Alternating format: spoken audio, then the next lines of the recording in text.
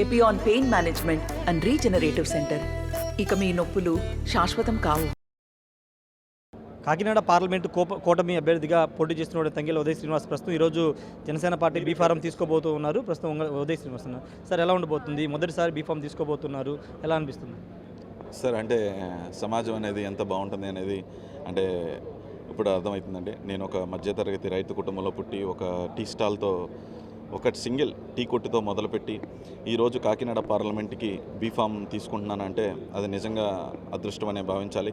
కానీ ఇలాంటి ఒక వ్యక్తిని కూడా గుర్తించిన మా అధినేత పవన్ కళ్యాణ్ గారికి ఎప్పుడూ రుణపడి ఉంటాను.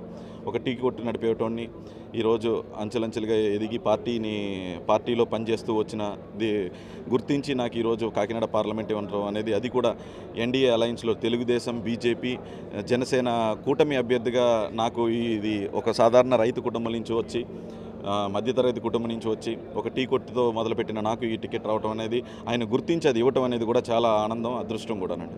సార్, అంటే మీరు పిఠాపురంలో పనిచేశారు, పిఠాపురం సీట్ ఆశించారు, కానీ అనూహ్యంగా పవన్ కళ్యాణ్ అక్కడి నుంచి పవన్ కళ్యాణ్ గారు పోటీ చేస్తున్నారు. అంటే మీ విధేయతకు దక్కిన పదవి అనుకోవాలి దీన్ని? అంటేనండి, పిఠాపురం నన్ను ఇన్ఛార్జ్ కింద పంపించారు. ఇన్ఛార్జ్ అంటే ఏంటంటే అక్కడ పార్టీని బలోపేతం చేయాలి, పార్టీ యాక్టివిటీస్ చేయాలి. అది నేను సక్రమంగా చేసి పిఠాపురంలో జనసేన పార్టీని అన్ని విధాలుగా నేను బలపరిచినందుకు అక్కడ ఎవరు పోటీ చేస్తారనేది అధినేత చెప్తారు. అది అధినేతే పోటీ అంటే నా పేరు చెప్తే నేను ఆనందపడ్డాను. మా అధినేత పవన్ కళ్యాణ్ గారే పోటీ చేస్తానన్నప్పుడు ఇంకా 1000 రెట్ల ఆనందం వచ్చింది. అండ్ అప్పుడు కూడా నేను ఏ నిరాశ పొందలేదు. 1000 రెట్ల ఆనందంతో ఇంకా ఉత్సాహంతో పనిచేస్తూ ఉన్నప్పుడు ఒక రోజున ఉదయ్ నా తమ్ముడు లాంటి వాడు ఇంత త్యాగం చేశాడు. సో నేను ఆయనకి కాకినాడ పార్లమెంట్లో నిలబడే అవకాశం ఇస్తున్నాను అన్నప్పుడు నిజంగా చాలా ఆనందమైన విషయం. ఇలాగ గుర్తించే నాయకుడు, ఇలా గుర్తించే పార్టీ ఎక్కడా ఉండదని నేను చెప్తున్నాను. అంటే ఏమనిపిస్తుంది సార్, ఇంతవరకు అంటే రాజకీయంగా ఎంత దూరం వచ్చారు, ఈ ఒక్కసారి వెనక్కి తిరిగి చూస్తుంటే ఎవరికి మీరు థ్యాంక్స్ చెప్పాలనుకుంటున్నారు? సార్, అంటే ఎవరికి థ్యాంక్స్ చెప్పాలి అంటే నిజంగా ఇన్ని రోజులు నాకు 2 ఆడపిల్లలు, ఫ్యామిలీ ఉంది, అక్కడ బిజినెస్ ఉంది, అన్నీ వదిలేసి వచ్చి ఇన్ఛార్జ్ కింద అనౌన్స్ చేసినప్పటి నుంచి నేను ఇక్కడికే వచ్చి ఉండి ప్రజల్లోనే మమేకమై ప్రజల్లోనే తిరగటం, ప్రజా సమస్యల మీదే పోరాటం.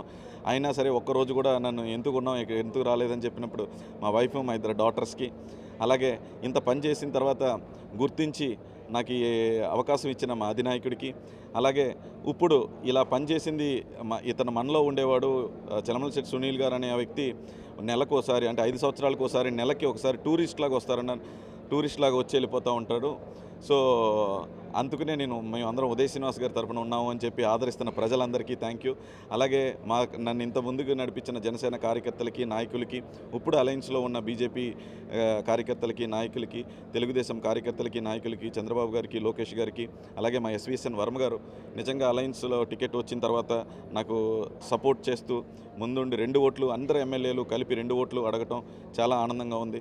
So all the people of this NDA alliance and the people of Kakinada పార్లమెంట్కి నేను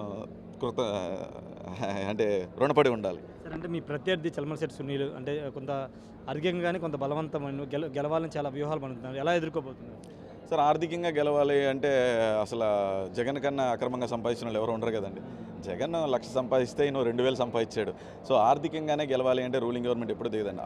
డబ్బు అనేది ఒక చిన్న పాత్రే పోషిస్తుంది. డబ్బుతో మీరు ప్రజలను కొనేయాలి, ప్రజలు దేనికి పడితే దానికి అమ్ముడిపోతారు, ప్రజలకి విశ్వాసం ఉండదు అని ఇన్సల్ట్ చేస్తున్నట్టండి. చలమలశెట్టి సునీల్ అన్న వ్యక్తి డబ్బుతోనే అన్నీ జరిగిపోతాయి, నేను ప్రజల్లో తిరగను, నేను నెల రోజులు ముందే వస్తాను, గెస్ట్ హౌస్ తీసుకుంటాను, సర్వీస్ చేయడానికి కూడా నేను హైదరాబాద్ నుంచి సూట్లు వేసి మనుషులు తీసుకుని వచ్చి నేను ఏసీ రూమ్లోనే కూర్చుంటాను. ఎందుకు అంటే కాకినాడ ప్రజలకు విశ్వాసం లేని వాళ్ళు, ప్రజల్లో తిరిగేటోళ్ళని ఆదరించరు, నేను ఇచ్చే డబ్బులకు అమ్ముడిపోతారనే గర్వం చాలా తప్పండి. అది ఏ వ్యక్తికి కూడా అంత గర్వం అలా ఉండకూడదు.